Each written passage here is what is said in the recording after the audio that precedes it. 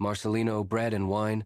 Narrated story. Once upon a time, in a small village in Spain, there was a secluded monastery where 12 friars lived. The place, surrounded by mountains and fields, was peaceful but lonely. The friars dedicated their lives to prayer and helping those in need. One morning, just at dawn, the friars found a basket at the monastery's doorstep. Inside, wrapped in an old blanket, was a crying baby. The little boy was fragile, with innocent eyes full of curiosity. "We will call him Marcelino," said the eldest friar with a gentle smile. The friars raised the boy with love, even though none of them had ever cared for a child before. Marcelino grew up within the stone walls of the monastery, surrounded by prayers, books, and the kindness of those men who took him in as family. But Marcelino was curious and mischievous. He loved to explore, climb onto rooftops, hide among the gardens, and constantly wondered why he didn't have a mother or father like the other children in the village. The friars explained that he had come to them as a gift from destiny, but deep in his heart, Marcelino longed to know his true parents. One day, Marcelino discovered that in the attic of the monastery, there was a forbidden room. Nobody allowed him to enter. But driven by curiosity, one quiet afternoon, he climbed the stairs, pushed open the dusty door, and what he saw changed his life forever. Inside that old room, hanging on the wall, was a large crucifix. The figure of Jesus, carved in wood, looked almost real. His face showed suffering.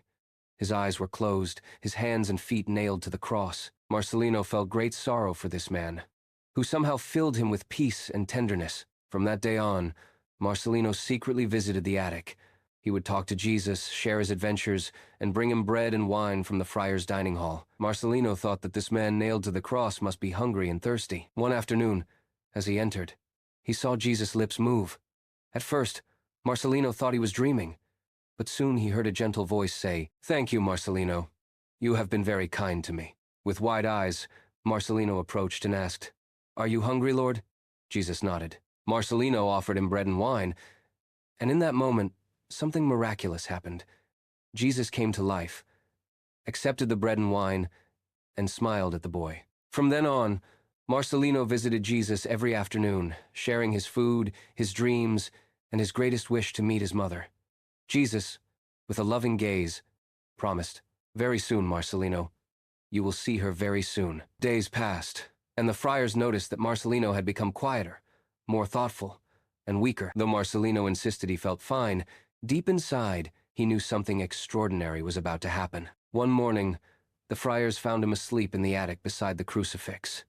His expression was peaceful, but Marcelino was no longer breathing.